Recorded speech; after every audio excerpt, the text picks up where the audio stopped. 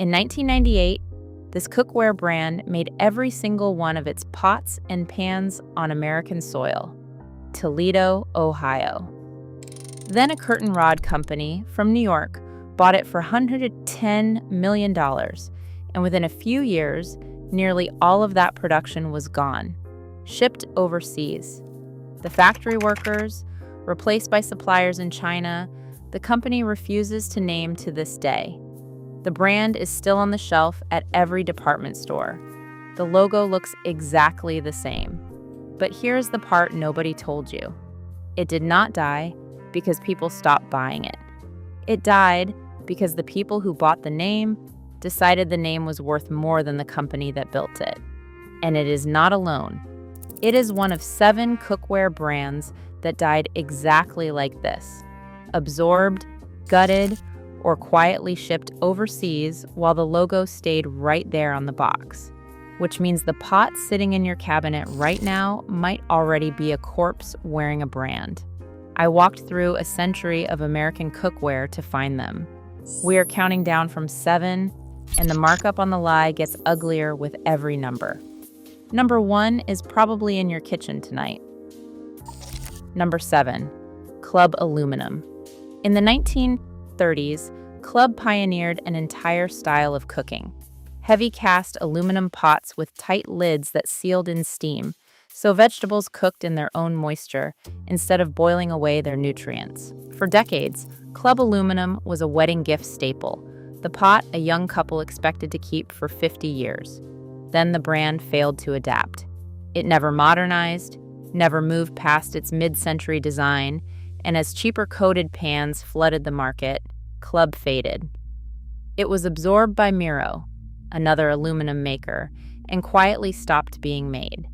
Today, the name surfaces only on vintage resale sites, where collectors pay more for a 1950s club pot in good condition than for a new set at a big box store.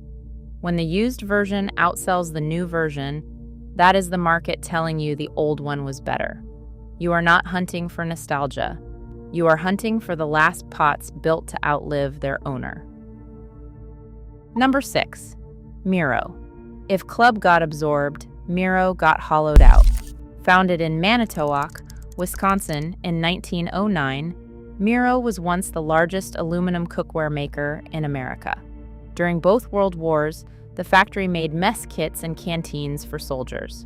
For most of the 20th century, a Mirro pan was in nearly every working-class American kitchen. Then it was bought by Newell, the conglomerate. Newell moved most of the Manitowoc operations out of the country and shuttered the most modern plant in 2003, ending a 118-year run in the town that built it. The name still exists. It is owned by a French consortium now and stamped on imported aluminum. The engineering that fed soldiers in 2 world wars is gone. What is left is a sticker.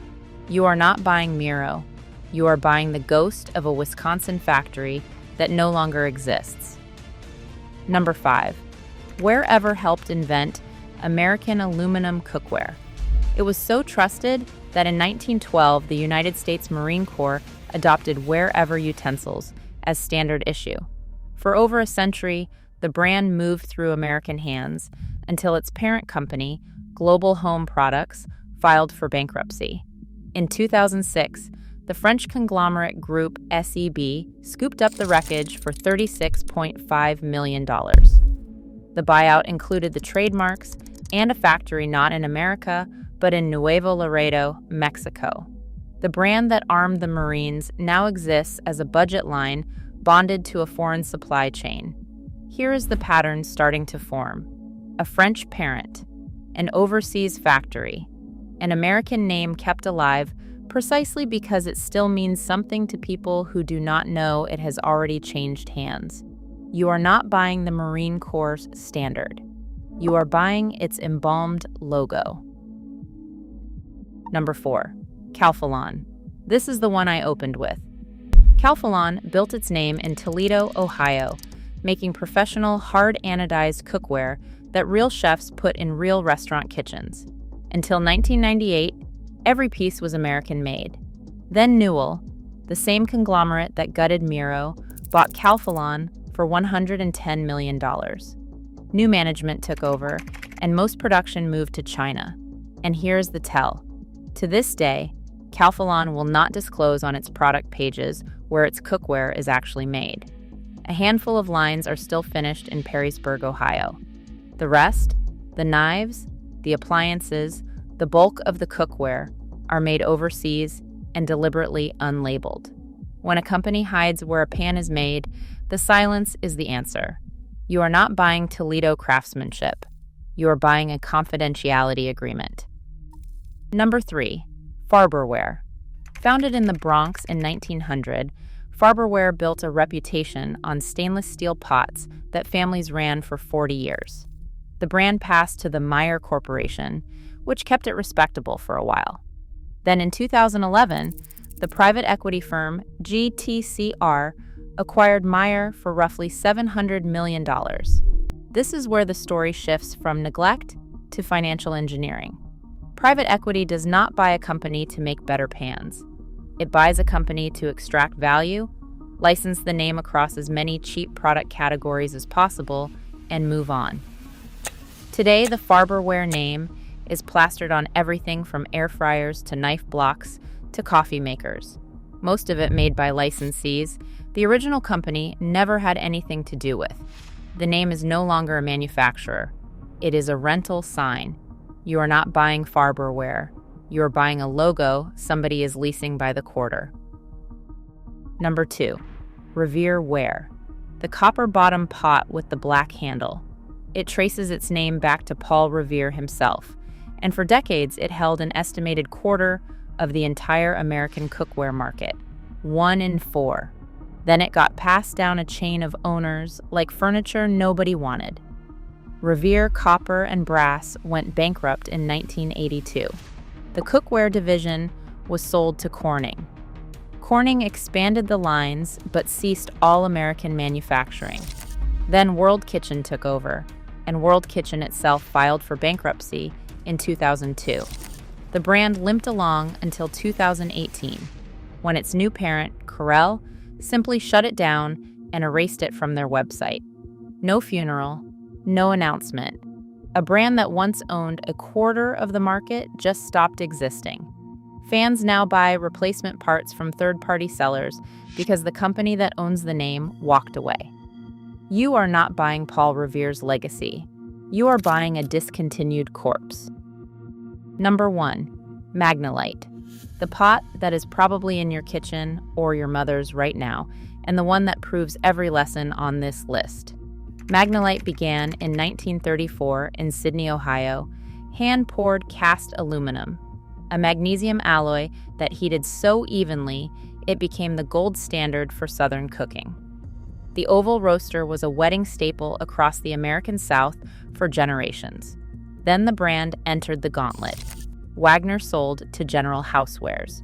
General Housewares struggled with outdated factory equipment and financing woes, then went out of business. The Ohio factory closed. The tooling was never maintained. And when the name finally landed with the same World Kitchen conglomerate that gutted Revere and Corning, the original molds were too far gone to use, so production moved to China. The Chinese version wears the Magnolite name but cooks nothing like the original, and collectors know it. An authentic Wagner-era Magnolite roaster now sells for 2 to 4 times the price of the imported version wearing the same logo. When the dead original outsells the living imposter by 400%, the verdict is final. You are not buying Magnolite. You are buying its name stamped on a different pot, made on a different continent, by a company that let the real one rust. Here is what every one of these 7 deaths has in common. Not one of them died because the product failed. Club, Mirro, Wherever, Calphalon, Farberware, Revere, Magnolite, every single one was killed by ownership, not by the market. A conglomerate or a private equity firm bought a name that took a century to build, extracted the value, moved the factory, and kept the logo because the logo still sells. The pots your grandmother bought were made by companies that answered to the people who used them. The pots on the shelf today are made by companies that answer to a balance sheet. That is the entire difference. It is not metallurgy, it is not design, it is who the company is built to serve. There are still a handful of brands that never sold out. Lodge still pours iron in Tennessee. All Clad still bonds steel in Pennsylvania. But the graveyard is bigger than the survivors now, and most people are cooking with a headstone and do not even know it. So check the bottom of your pot tonight. Read where it was made, read who owns the name Now, and then tell me in the comments, which of these 7 did you have no idea was already gone? The next autopsy is already on the table.